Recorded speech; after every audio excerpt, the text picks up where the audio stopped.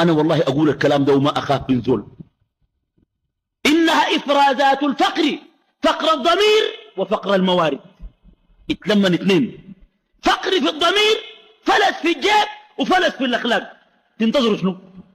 ناس لا أخلاق لا مال، حيسوي شنو؟ يقتل وينهب ويمشي تشاد ويجيب 1000 عربية ويغزو الخرطوم. شنو يعني؟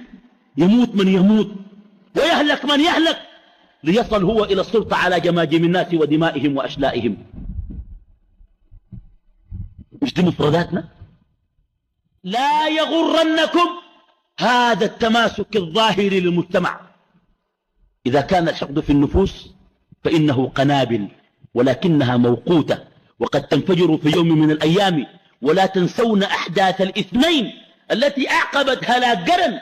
إن معظم الذين كانوا يحرقون ما هم من النصارى ومن الجنوبيين فقط، حتى كثير من الشماسة من المسلمين الذين لا مأوى لهم إلا المجاري ولا بيوت لهم إلا سقف السماء، ويلتحفون أيديهم.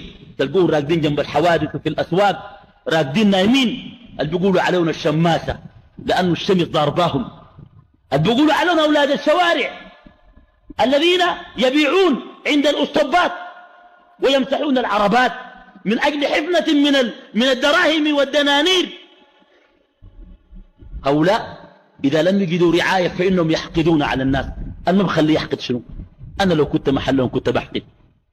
الناس أولادهم ماشيين المدارس وشايلين السندوتشات وخاتين الشنط السمحة فوق ظهورهم ويقروا في المدارس الخاصة، وأنا ما أقرأ بغير ذنب ولا جريرة وأعاينهم قدام عيني، ما أحقد عليهم إلا يبقى حجر. طالما هو بني آدم عنده أحاسيس، لكن في أمن، في قانون. يوم ما ينفلت الأمن والقانون تعرفوا براكم حاجة، تعرفوا عرفة وشوفوا. ده ما الحقد. انت قالوا شنو؟